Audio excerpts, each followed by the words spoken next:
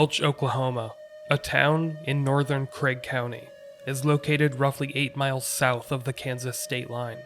This is a small town, with a population of roughly 600 people at the dawn of the new millennium. Surprisingly, this small population makes it the second largest town in Craig County, just to give you some indication of the area and its size. At roughly 5:30 a.m., on the morning of December 30th, 1999, a call is forwarded to the local fire department. A trailer located just outside of Welch city limits, at the end of a half-mile dirt driveway, is on fire. In the frigid winter air, Welch authorities fought to contain and extinguish the inferno, which was now burning out of control. By the time the blaze was fully extinguished, the trailer had been reduced to a pile of rubble and ash. Within the wreckage, investigators would find the bodies of the homeowners, Danny and Kathy Freeman. Missing from the scene, and nowhere to be found, were Danny and Kathy's 16-year-old daughter Ashley and her best friend, Lauria Bible, who had been spending the night. Their disappearance would launch an investigation that would span over 18 years and explore a variety of motives, including burglary, kidnapping, drugs, serial killers, sexual assault, and a police cover-up. With seemingly no stone left unturned, the families of Ashley Freeman and Lauria Bible would spend weeks, months, and years wondering what happened on that fateful night just before New Year's Eve.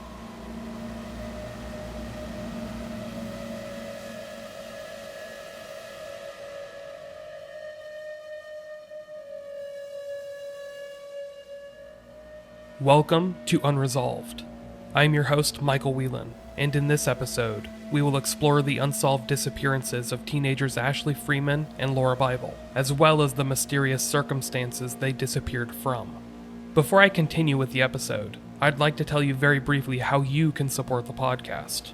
A simple review on iTunes will go a long way, but if you would like to go any further than that, you could head to patreon.com/unresolvedpod to become a financial supporter of the podcast.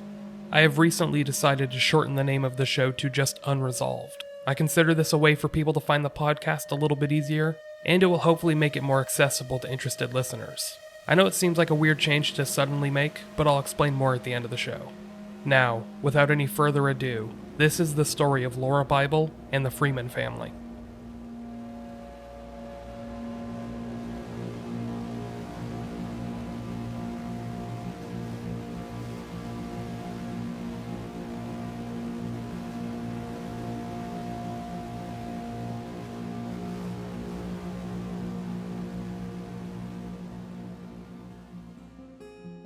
Married at a young age, Danny and Kathy Freeman lived together in a small rural town in Craig County named Veneta.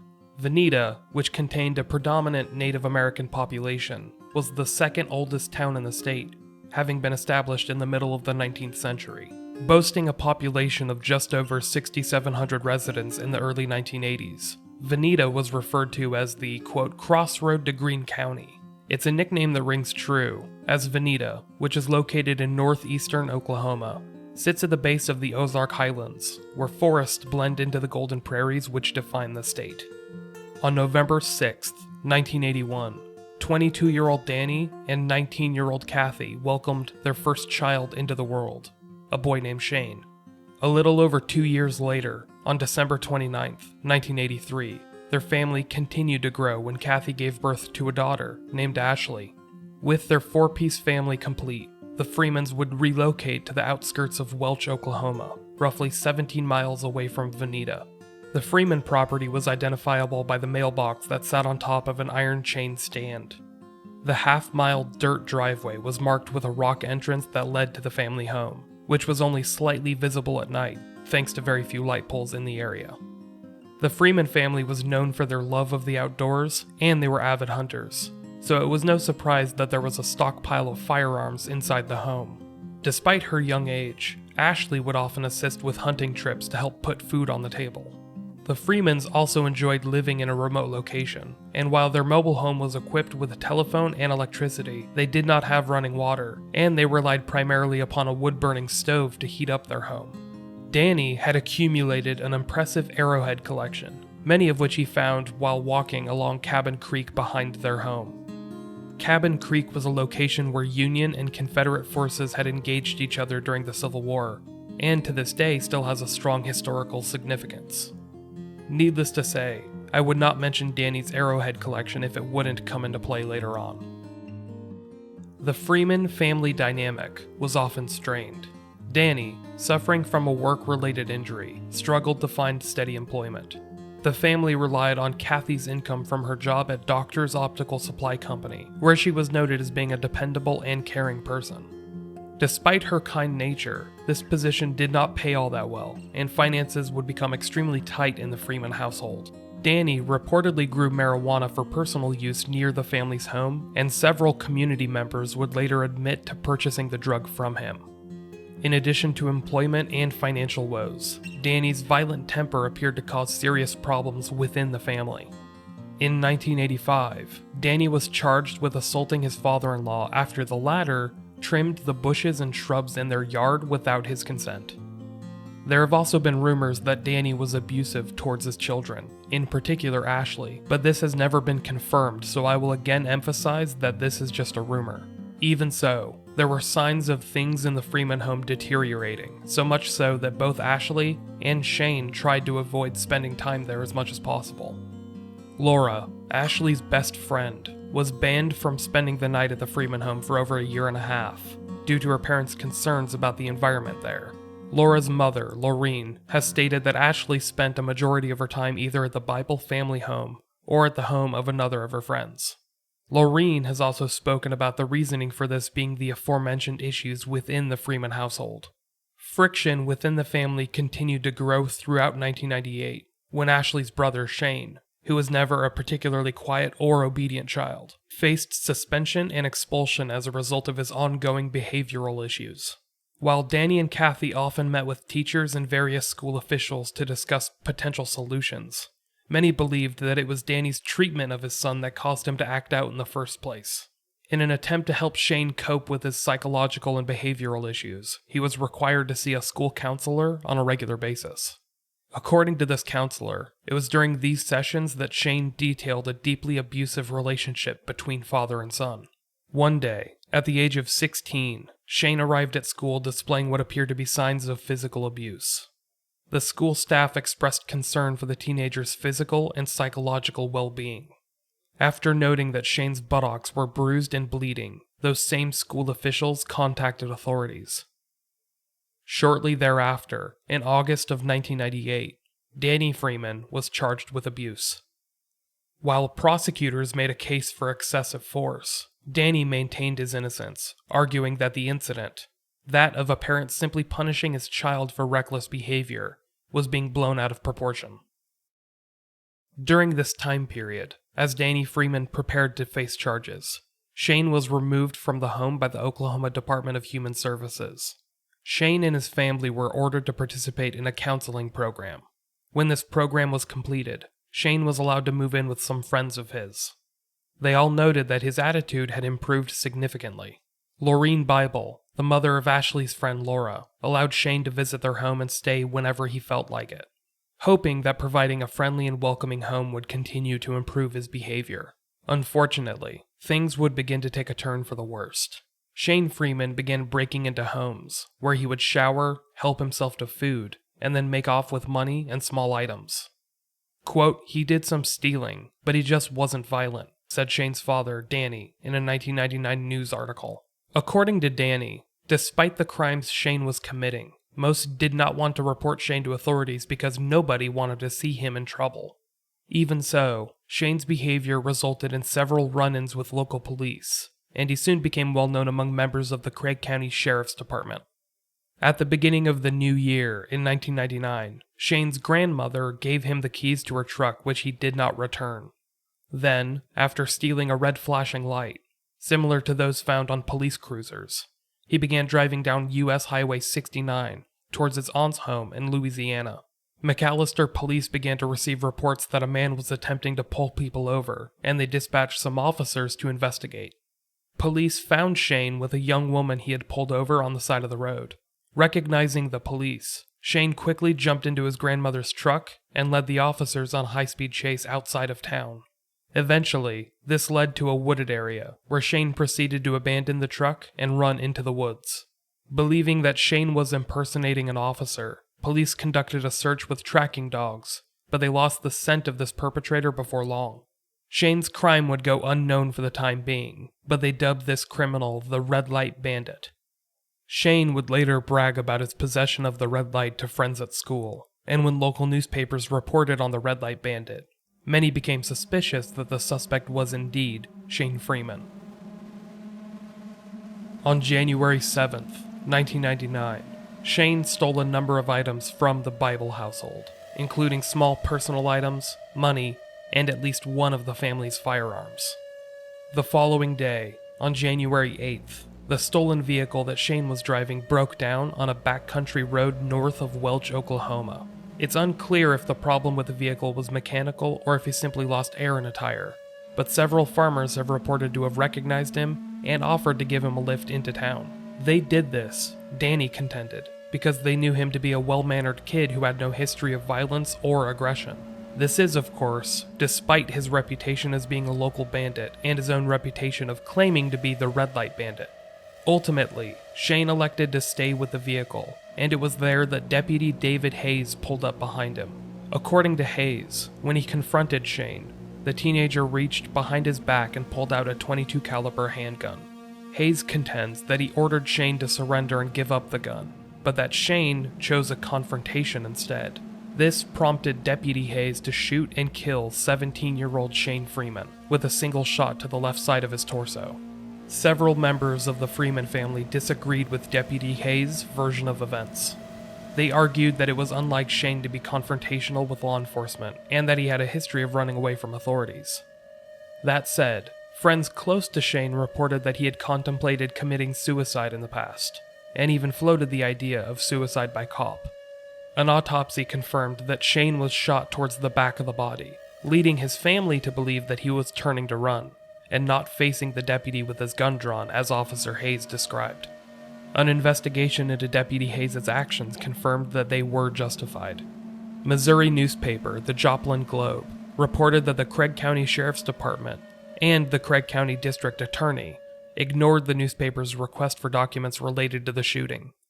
Under the Oklahoma Open Records Act, law enforcement agencies are required to make available to the public a number of documents, if kept, including any incident and arrest reports. This also requires a prompt response and reasonable access to the records on behalf of law enforcement. George Vaughn, Craig County Sheriff at the time of the shooting, said that all material related to the death of Shane Freeman was present when he left office. Incoming Sheriff Jimmy Suter, who took office in January of 2001, stated that it was his policy to deny all open records inquiries, and that he believed the records related to the shooting had actually gone missing. They were eventually released to the Joplin Globe in April of 2002.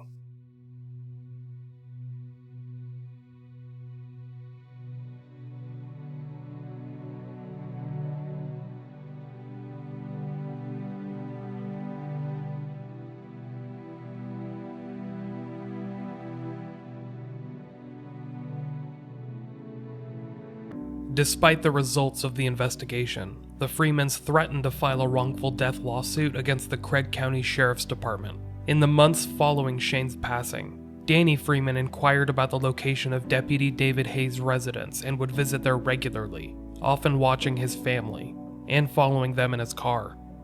Hayes, despite being an officer in Welch for less than a week before the shooting of Shane Freeman, was an experienced lawman with a prior history of working for the Veneta and Big Cabin City police forces.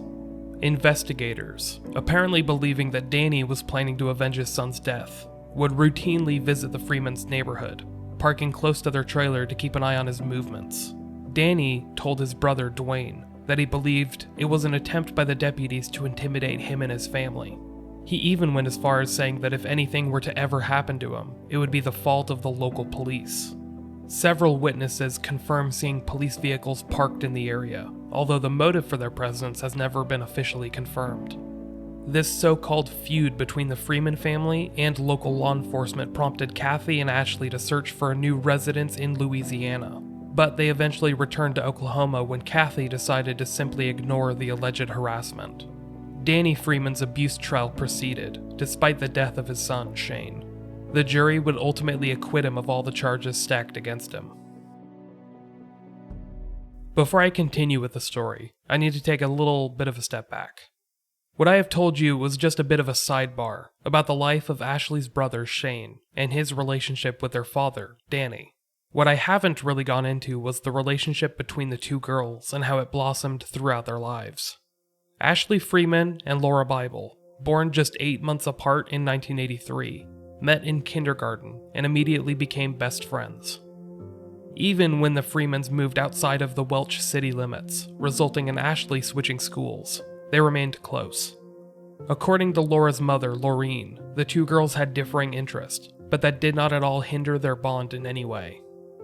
In contrast with her brother, Ashley Freeman was an intelligent, active, well-liked student who never got into any trouble. With dark blonde hair, blue eyes, and an athletic build, Ashley was a proud member of the Welch High School basketball team. Equally invested in academics as she was in basketball, Ashley was also a member of her school's National Honor Society. She had a passion for the outdoors and frequently hunted for food to provide for her family. Laura, on the other hand, was an artist that loved to draw, paint, and make scented candles. A cheerleader with brown hair and hazel eyes, Laura loved to do hair and makeup and planned to attend cosmetology school upon graduation.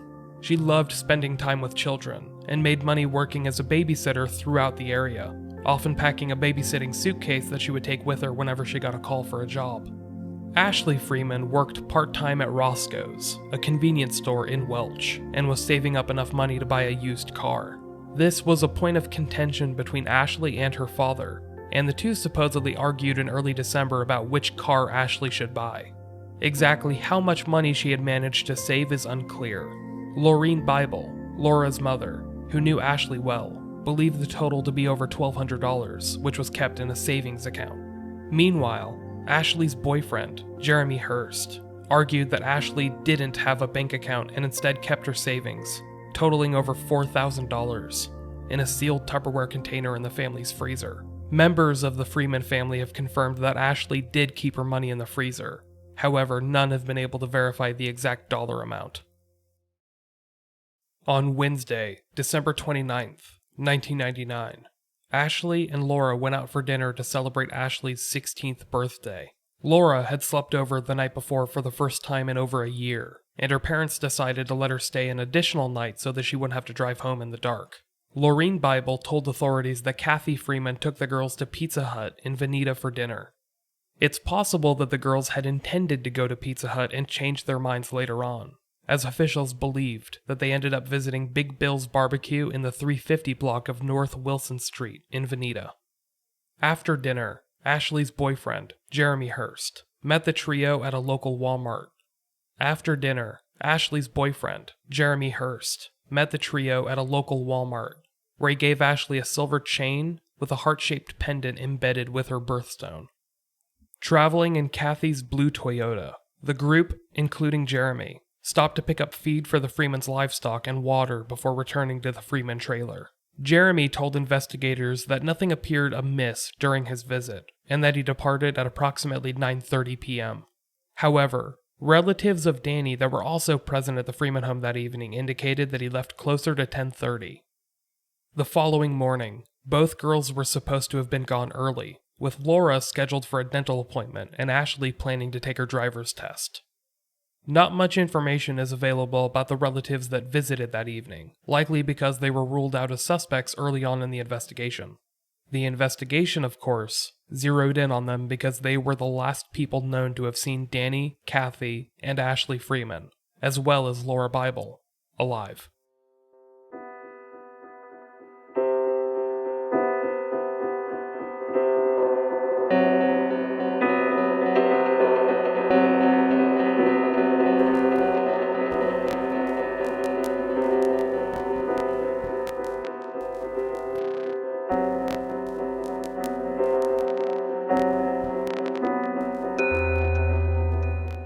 At approximately 6 a.m. on the morning of December 30th, 1999, a motorist noticed a fire in the vicinity of the Freeman home and reported it to local authorities. The Craig County Volunteer Fire Department and members of the Craig County Sheriff's Department raced to the scene, located on the outskirts of Welch, and fought to contain the blaze. One of the first officers on the scene was none other than David Hayes, the same officer responsible for the death of Shane Freeman roughly 1 year beforehand. When the last of the flames had been extinguished, investigators taped off the scene and began searching the wreckage, while anxious family members, including Laura's parents, Lauria and Jay Bible, stood at the end of the long driveway awaiting any update. Several hours later, after the fire had been extinguished, the charred remains of an adult female were found face down on the bed located at the front of the residence. These remains would later be identified as Ashley's mother, Kathy. Once Kathy's body was found, Craig County officials immediately and voluntarily contacted the Oklahoma State Bureau of Investigation, the OSBI, to take over the case. This was presumably done due to the conflict of interest stemming from their strained relationship with the Freeman family. The OSBI continued to search the wreckage, and expecting to find more bodies, were puzzled when they completed their search and found none. This was especially strange because of the vehicles in or around the Freeman driveway, including a blue Corsica belonging to Lauria Bible, which still had the keys sitting in the ignition. Their puzzlement quickly turned to surprise when the county coroner confirmed Kathy's cause of death, a single shotgun wound to the back of the skull. With no additional bodies found and the sun disappearing fast, the OSBI released the crime scene. This happened at approximately 6 o'clock p.m., just 12 or so hours after the fire was first reported. Investigators immediately shifted focus to their rapidly developing theory, which centered around the man they had been having issues with in the months beforehand, Danny Freeman. Their theory was that Danny Freeman shot and killed his wife, set their shared home on fire to destroy any evidence of his wrongdoing, and then kidnapped both teenage girls and fled. That evening, Laura's parents were called in and questioned about the Freemans' relationship and any marital discord between them. The OSBI was interested in the family dynamic, especially that between Danny and Kathy Freeman. During this window of time, investigators informed the Bibles that they were absolutely certain no other bodies had been found in the wreckage of the fire. The Bibles, believing that authorities were allowing their rocky relationship with Danny to influence the direction of the investigation, and desperate to find any clues about the disappearance of their daughter, returned to the crime scene the following morning. Greeted by charred wood and ashes, the Bibles felt strongly that investigators had not been thorough enough in their search of the wreckage. After all, they had learned about the fire early on December 30th, and stood at the end of the driveway throughout the day as the various teams had worked over the crime scene. The Bibles feared that the girls, perhaps frightened by whatever events unfolded in the Freemans' home that evening, had rushed into hiding, possibly in a cupboard, and perished in the ensuing flames. When the worried parents began combing over the remains of the Freeman home, they immediately noticed the body of a Rottweiler laying among the rubble. The dog, which had been named Sissy, had belonged to Danny, and after spotting the corpse of an animal in the wreckage, the Bibles knew that something was amiss. Within 5 minutes of sifting through the ashes, Jay Bible found Danny Freeman's body under debris at the foot of the same bed where the remains of his wife, Kathy, had been found just a day earlier. According to rumors, his remains were covered in footprints from investigators, who had been walking over his body the day before. Lauria quickly ran to phone authorities to notify them of this discovery. As with Kathy, Danny's death was deemed a murder, the cause of death being ruled a shotgun wound. The blast had apparently sheared off the bottom portion of his face, having been a particularly close blast. He had also sustained a fracture to the right collarbone prior to the fatal blow that ended his life, suggesting a struggle with his killer, or killers. Upon receiving the call, an OSBI investigator returned to the scene to verify the discovery of the body. Lauria Bible reported watching the investigator pick up his radio and say something along the lines of, quote, "That thing I came to check on, the answer is yes," unquote.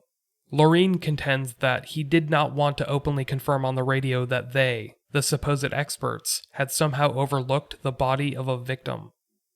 At this point, the OSBI intended to conduct a second search of the home, but Lauria and Jay Bible, now beyond frustrated, argued that the scene was no longer theirs, After all, they had released it more than 12 hours beforehand, the same day that the first body had been discovered. Instead, the Bibles were joined by roughly 150 local volunteers, who spent the day painstakingly sifting through the remains of the mobile home. They brought in chainsaws to cut the axles on the home, moving items as they went so they could gain access to sections buried underneath. In addition to Danny Freeman's body, the Bibles also discovered Laura's purse propped inside Ashley's bedroom, with her driver's license and approximately $200 still inside of it, as well as the clothes she had packed for her overnight stay. No other evidence of the girls was found at the scene. Missing from the wreckage was the reported Tupperware container with the money Ashley had been saving to purchase a used vehicle. As I mentioned earlier, Danny Freeman had a large and valuable collection of Native American arrowheads. Some of the artifacts had been displayed behind glass and shadow boxes or hung on the walls. Others had been in open display. The arrowheads were never found. It is theorized that Danny was killed first, and that Kathy was killed while attempting to flee, possibly explaining why her gunshot wound was to the back of the skull. The coroner later determined that Kathy had died at approximately 5 a.m., meaning that the fire had been burning for approximately an hour before being spotted by a passing motorist. The following day, on January 1st, 2000, while most people were anticipating the fallout from Y2K, Lauria and J Bible were conducting a grid search along with roughly 500 volunteers. On foot, horseback, and ATV, they scoured a 10-mile radius in search of any clue that might lead them to the two missing teenage girls. At the same time, they began printing thousands of flyers for circulation. Apart from a muddy shirt and a piece of insurance verification from one of the Freeman vehicles, not even a hint of Ashley or Laura was found. Fortunately, the Bibles and some of the Freeman relatives were able to get in touch with John Walsh, host of America's Most Wanted, and a segment on the story aired just weeks later, gaining them some significant publicity. While hundreds of calls came in as a result of the episode, none turned up with any viable leads. The families continued to meet with local authorities and report being met with both indifference and ineffectiveness. For example, the family was told that the girls would be put into the National Crime Information Center, the NCIC, which is a computerized index of criminal justice information. They were told that they would be put into the NCIC on Thursday, January 6th. By Saturday, January 8th, they still had not been entered into the system. As you might imagine, the failure to discover Danny's body by the OSBI amplified concerns about police sloppiness. It also sparked rumors that members of local law enforcement were actually responsible for the murders and disappearances, and that they were attempting to cover up their involvement by pinning the blame on Danny. After all, it was pretty well known that the Freemans had been planning to file a wrongful death lawsuit against the Craig County Sheriff's Department. The deadline for them to file was January 9th, 2000, just 11 days after the night in question. In an effort to squash public criticism, Deputy David Hayes and his brother, also a member of the local police department, voluntarily took polygraph tests in an attempt to prove that they were not involved in the murder of Danny and Kathy, or the disappearance of Ashley and Laura.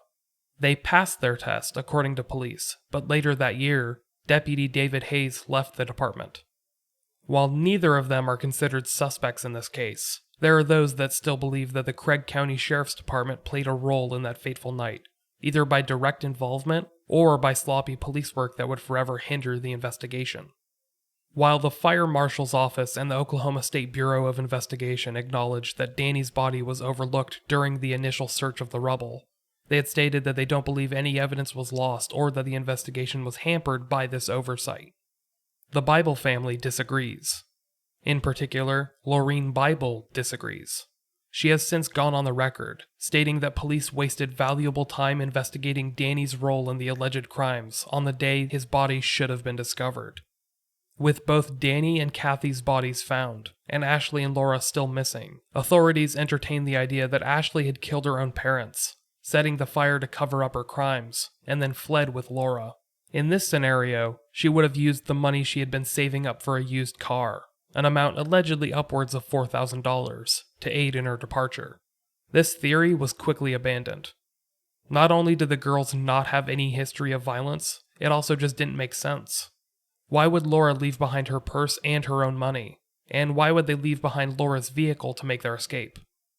Plus, as the weeks became months and those became years, it begs the question, where would they have gone?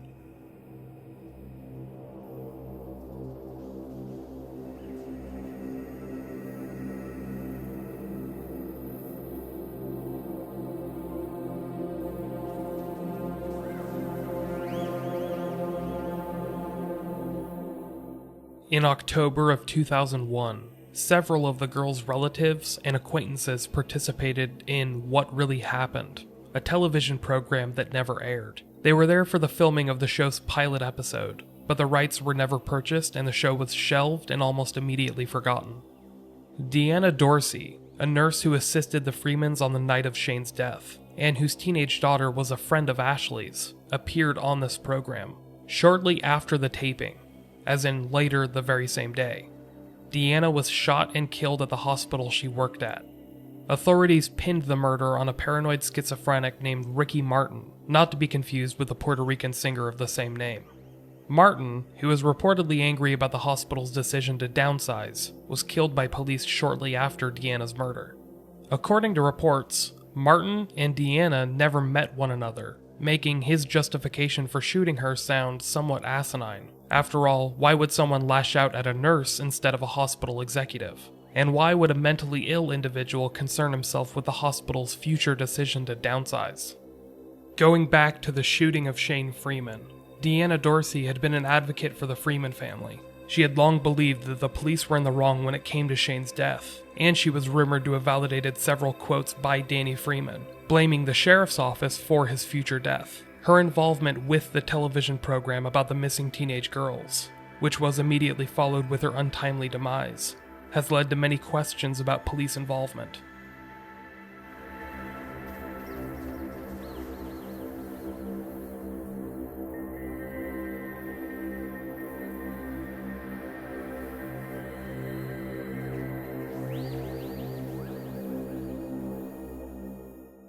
After ruling out the girls themselves as suspects in the Freeman murders, investigators worked on the theory that intruders entered the home, shot and killed both Danny and Kathy, and then kidnapped the girls, setting a fire to cover their tracks.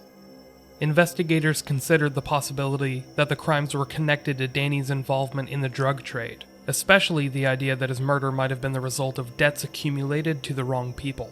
Rumors swirled that the girls were kidnapped and sold into the sex trade.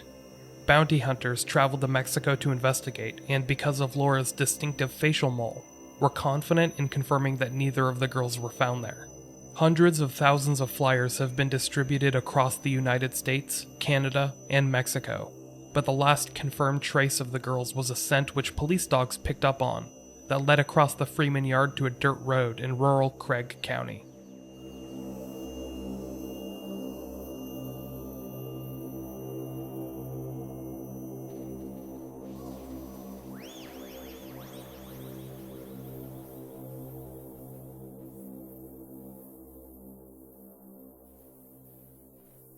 The first major lead in the case came almost 2.5 years after the crime took place, in May of 2002, when convicted serial killer Tommy Lynn Sells wrote a letter to the Joplin Globe claiming to be involved in the case.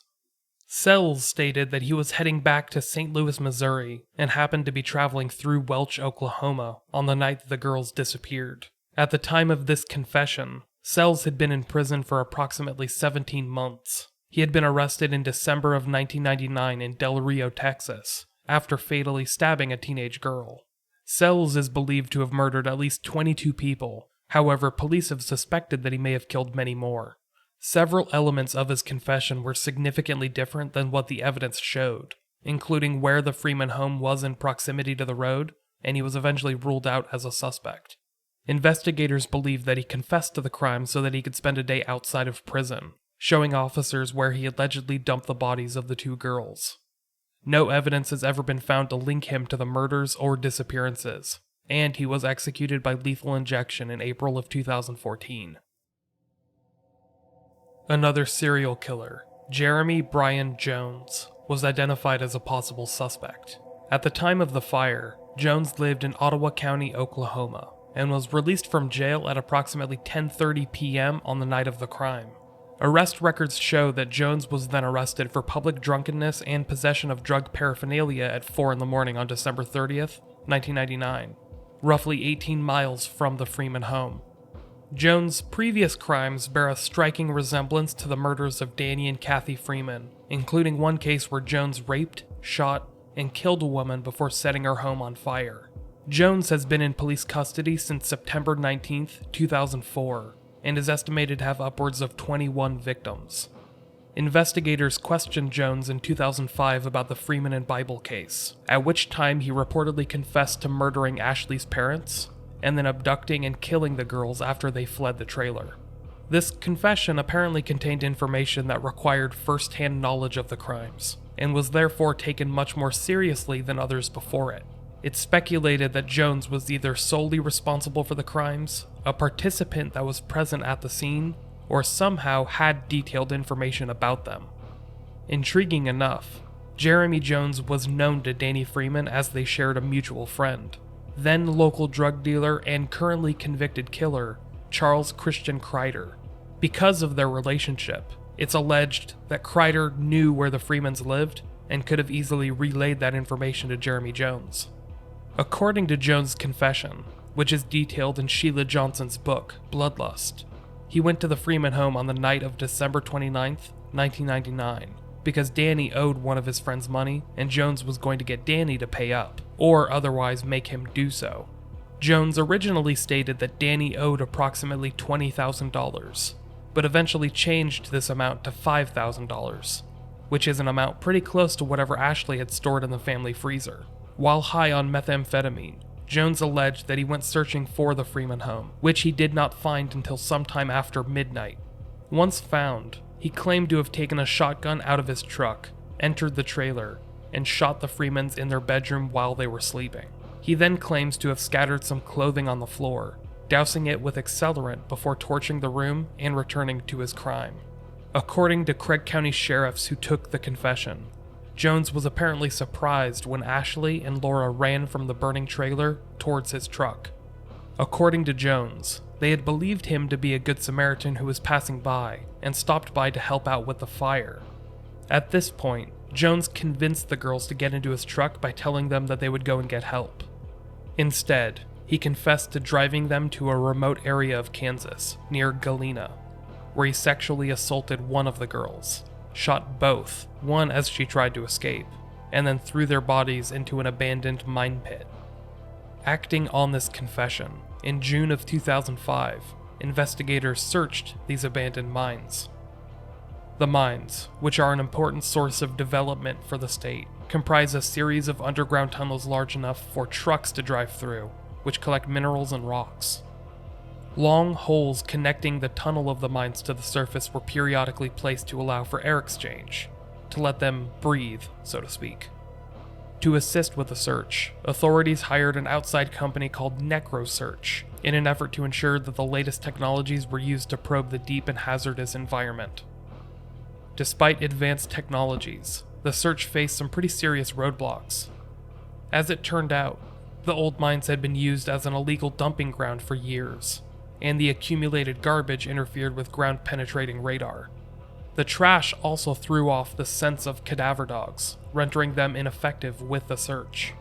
Submersible cameras used to explore caverns of the mines submerged in water also yielded no results. Ultimately, no evidence of Ashley or Laura were found in those mines. Shortly after confessing to police, Jeremy Jones recanted all of his confessions, including those related to 13 additional crimes.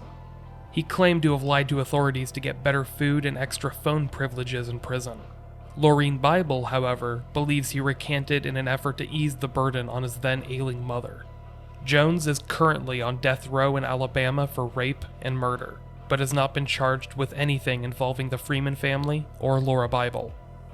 Ashley Freeman's grandmother, Celeste Chandler, and Lauria Bible have their doubts that Jones is the killer. While they do believe he was at the Freeman house that night, they think that whoever he was with kicked him out of the vehicle being used to transport the girls. They don't think he knows where the girls are, but that he does know more than what he has already told police in various confessions. In 2009, OSBI investigators revealed that they had received a tip early on that a small, four-door, dark-colored sedan was seen near the Freeman home, traveling east on a rural road towards Welch between 5:30 and 6 a.m. on the morning of December 30th, 1999. Oklahoma State Bureau of Investigation spokeswoman Jessica Brown said that they had to determine if the lead was credible before they released this information to the public. A year later, in 2010, investigators received another tip that a dark-colored pickup truck was seen heading north towards Chetopa, Kansas, in the same time period between 5:30 and 6 a.m. Chetopa is approximately 12 miles north of Welch, accessible via U.S. Highway 59. Investigators continue to receive periodic tips about possible sightings of the girls in the early morning hours of December 30th. In 2015, 16 years after the disappearance, a woman came forward claiming that a vehicle drove past her between 3:30 and 4 a.m., and inside the vehicle, she could see Lauria Bible, who had a look of horror painted upon her face. This woman confessed that she had stayed quiet all of those years because she was scared about what might happen to her if her identity had been made public. No further leads have developed as a result of these vehicle sightings. However, the same year as this last alleged sighting would also see some new information come to light. In 2015, authorities learned that Danny had told some friends about an argument that he had had 2 weeks before he and his wife were killed. Apparently, 2 men came to his property looking for something. What that something is remains unknown. However, it's possible, if not downright likely, that this interaction was drug-related. One of these men is said to have known Danny, and the other he knew by reputation. Although it's unclear what this meeting and subsequent argument were about, there was a heated exchange, and Danny apparently ran the men off of his property and stated that if they came back, he would run them off with a gun. It's uncertain whether this argument was connected to the case at all, or if it was just a random occurrence that looks suspicious in retrospect. Either way, investigators would like to identify these men and interview them so that they could determine whether it is a piece of the puzzle or not. Lauria Bible has remained very active in the search for her daughter, interviewing potential witnesses, following up on leads, and working closely with law enforcement. She set up a Facebook page called Find Lauria Bible, and in 2016, she received a tip that said authorities should check an old well in a property in Chetopa, Kansas. This property had once been owned by convicted murderer Charlie Kreider. If you recall, Kreider was a local drug dealer at the time of the girl's disappearance, and he was known to Danny Freeman. He was also featured in Jeremy Jones' confession to police as one of the friends that Danny owed money to. Investigators went and searched the well, but all that they could find was an old bucket. Authorities would later learn that a 2-story home with a basement burned down on the property years beforehand, and thinking that they might have searched the wrong place, returned to the old Kreider residence and dug around the area of the destroyed home. Yet again, no trace of the girls could be found. Celeste Chandler, Ashley Freeman's grandmother, hired a private investigator to look into the case, who gave her the names of 3 people with criminal histories. Celeste believes at least one of these men, if not all of them, were involved in her family's crime. This private investigator met with authorities and gave them the information about the suspects. But according to Chandler, authorities weren't very interested in cooperating. Lauria Bible also believes that these 3 men were involved, and even visited one of the men while he was sitting in a Tulsa jail. Because the 3 suspects have never been charged, their names are not public record. Former County Sheriff Jimmy Suter maintains that there is no proof that these 3 men were involved in the crime.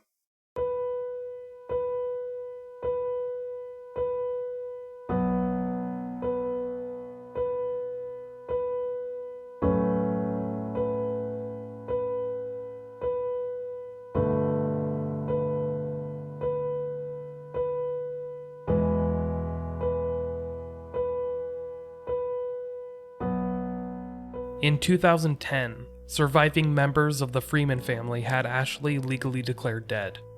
Lauria Bible refuses to do the same with Laura, and stresses that even though it's likely that her daughter has passed away, she won't stop looking for her until she finds her. Until then, she and her daughter can never have peace. According to members of the Craig County District Attorney's Office, Lauria's persistence has paid off, with the case being more active in recent years than it ever has been. As of January 2017, investigators have conducted a number of interviews, at least one inside of a prison. They've also hypnotized a possible witness to get information the person could not consciously recall.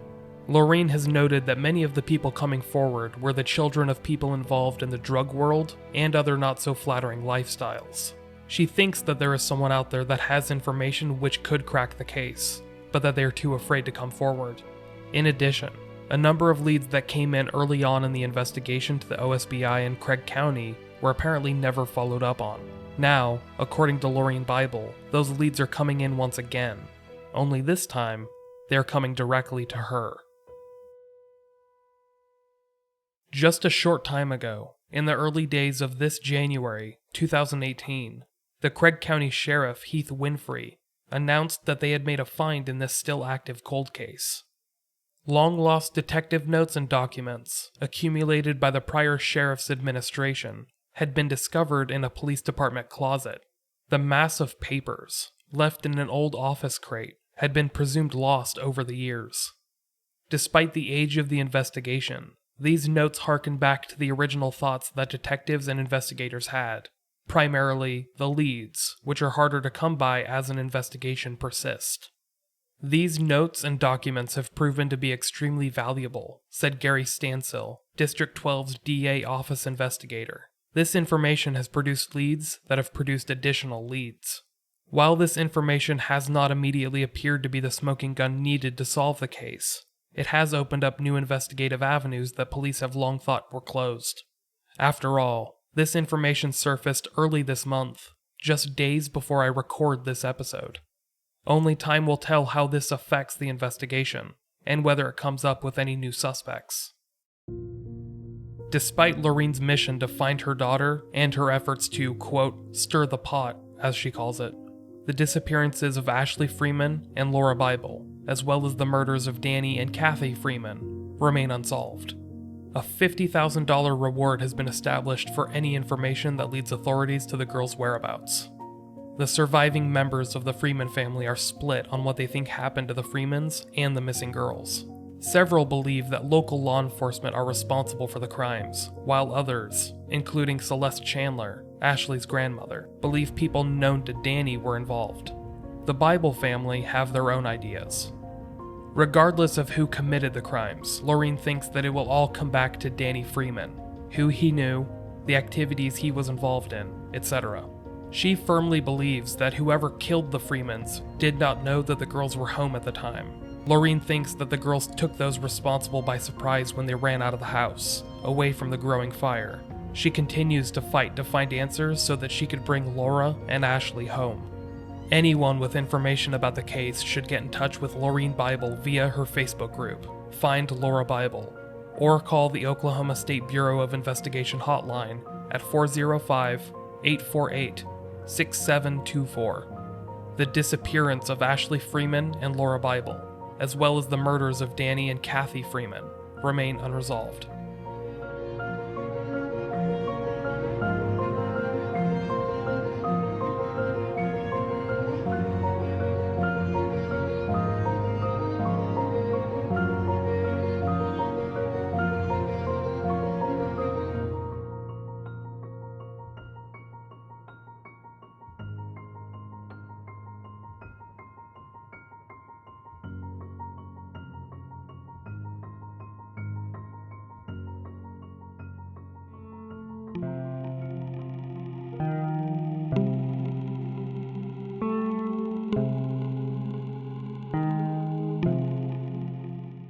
Thank you for listening to episode 37 of Unresolved.